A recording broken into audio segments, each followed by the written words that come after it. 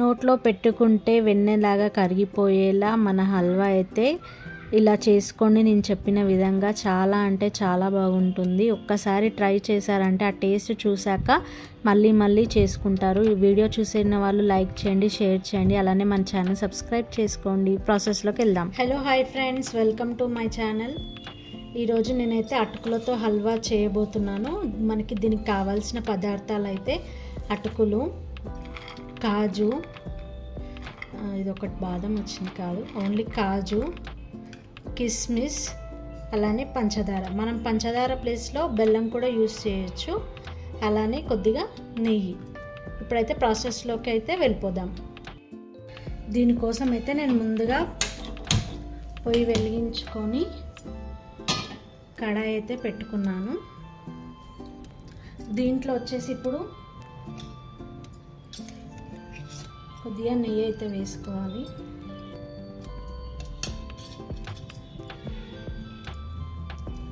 నెయ్యి వేసుకున్న తర్వాత నెయ్యి మొత్తం కరగాలి. నెయ్యి కరిగిన తర్వాత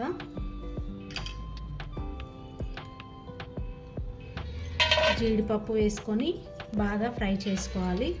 గోల్డెన్ కలర్ వచ్చే వరకు ఫ్రై చేసుకోవాలి. ఇవన్నీ సిమ్లోనే చేసుకోవాలి. చూసారా, అయిపోయింది. ఈ మాత్రం వస్తే సరిపోతుంది. వీటిని అయితే ఇప్పుడు పక్కకు తీసుకోవాలి. అలాగే దీంట్లోనే ఎండు ద్రాక్ష, కిస్మిస్ వేసుకొని ఫ్రై చేసుకోవాలి.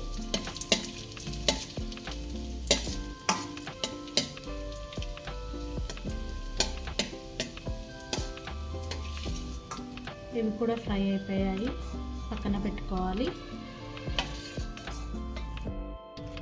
ఇదే నెయ్యిలో ఒక కప్పు అటుకులు తీసుకోవాలి.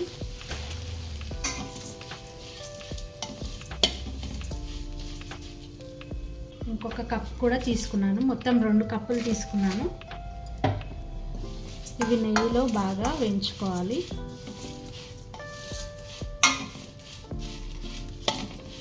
కొద్దిగా లైట్ గోల్డెన్ కలర్ వచ్చే వరకు వేయించుకోవాలి వీటినైతే. అందరికీ ఒక చిన్న రిక్వెస్ట్ అండి, మన వీడియోలు నచ్చినట్లయితే లైక్ చేయండి, షేర్ చేయండి. ఎవరు లైక్ ఇవ్వట్లేదు, చూసి వెళ్ళిపోతున్నారు, స్క్రోల్ చేస్తున్నారు.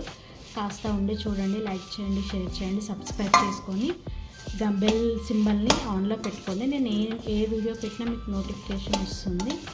సపోర్ట్ చేయండి. చూసారా, ఇవి బాగా ఫ్రై అయిపోయాయి. కొద్దిగా కలర్ కూడా చేంజ్ అయ్యాయి. చాలు ఈ మాత్రం. ఇవైతే ఇప్పుడు ప్లేట్లోకి తీసుకొని చల్లారబెట్టుకోవాలి. ఇవి ప్లేట్లో అయితే తీసుకున్నాను. ఇప్పుడు వీటిని చల్లారబెట్టుకోవాలి ఫ్యాన్ కింద. చల్లారిన తర్వాత మిక్సీ పట్టుకోవాలి. చూసారా, ఇవైతే చల్లారిపోయినాయి. వీటినైతే మనం ఇప్పుడు మిక్సీలో వేసుకొని పౌడర్ లాగా చేసుకోవాలి. ఇక్కడ మీరు గమనిస్తున్నారా, నేనైతే ఇక్కడ అటుకులు చూసారా, చిన్న అటుకులు తీసుకున్నాను. దీంట్లో కొంచెం పెద్దగా పల్సగా కూడా ఉంటాయి, కానీ నేను ఇక్కడ చూసారా చిన్న అటుకులు తీసుకున్నాను. ఇవే తీసుకోండి, టేస్ట్ చాలా బాగుంటుంది. చూసారా, నేనైతే మిక్సీ అయితే పట్టుకున్నాను. కొంచెం రవ్వగా ఉండాలి, ఇలా ఉండాలి. ఈ మాత్రం ఉంటే సరిపోతుంది. మనకి హల్వా అనేది చాలా టేస్టీగా వస్తుంది. ఈ మాత్రం ఉంటే సరిపోతుంది మనకు. మళ్ళీ అదే ప్యాన్లో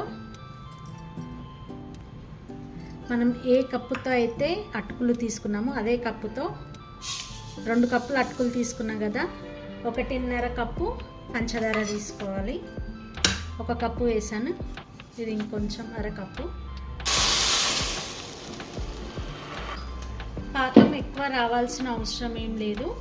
మన గులాబ్ జాములకు ఎలా పట్టుకుంటామో అలా పట్టుకోవాలి.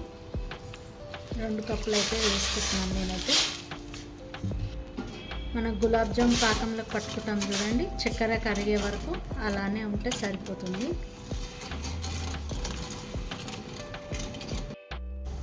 చూసారా, వాటర్ అన్నది బాగా మసులుతుంది. ఈ మాత్రం వస్తే సరిపోతుంది. మనకి చక్కెర కరిగిపోతే సరిపోతుంది. ఇప్పుడు దీంట్లో ఇది అందరికీ తెలిసిందే కదా, ఫుడ్ కలర్ కొద్దిగంత వేసుకోవాలి. అలానే 2 ఇలాచీలను నేనైతే దంచి వేసుకుంటున్నాను. మీ దగ్గర పౌడర్ ఉన్నా వేసుకోవచ్చు, నేనైతే ఇలా వేస్తాను. ఇప్పుడు దీంట్లో మనం మిక్సీ పట్టుకున్నాం కదా అటుకులని, ఇదైతే వేసుకోవాలి. కొంచెం కొంచెం వేసుకుంటూ కలుపుకోవాలి, అది ముద్దలు కడుతూ ఉంటుంది.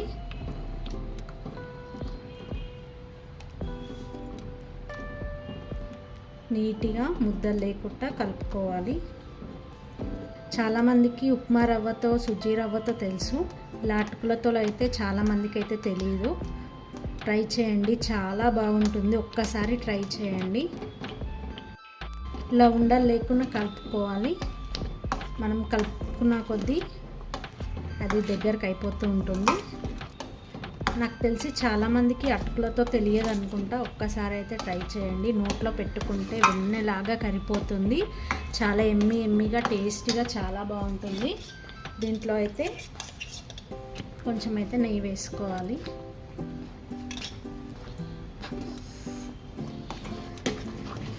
మనం అటుకులది మిక్సీ పౌడర్ వేసుకున్న తర్వాత సిమ్లోనే పెట్టుకోండి, ఎందుకంటే అడిగంటేస్తుంది కాబట్టి.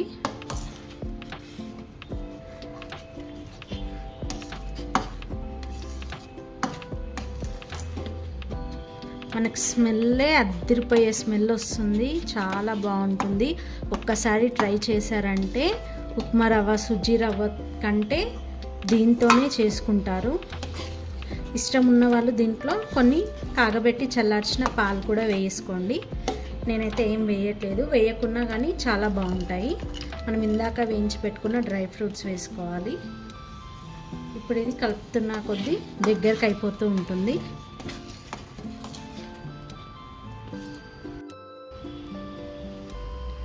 చూసారా, సేమ్ హల్వా రవ్వతో చేసిన హల్వా లాగానే ఉంది కదా, కానీ టేస్ట్ మాత్రం డిఫరెంట్గా ఉంటుంది, చాలా బాగుంటుంది. అంతే, మన హల్వా అయితే రెడీ అయిపోయింది. మీకు తెలిసిందే, ఇది చల్లారిన తర్వాత గట్టి పడుతుంది. దీన్ని ఇప్పుడైతే మనం సర్వ్ చేసుకుందాం. చూసారా, మన హల్వా అయితే సర్వ్ చేసుకున్నాను. చూస్తుంటేనే నోరు ఊడిపోతుంది కదా, టెంప్టింగ్గా ఉంది కదా, చాలా టేస్టీగా ఉంటుంది. మీరైతే ట్రై చేసి కామెంట్ బాక్స్లో అయితే నాకు మెసేజ్ చేయండి, చూస్తాను ఎలా ఉందో ఎలా వచ్చిందో నాకైతే కామెంట్ చేయండి. Thank you for watching.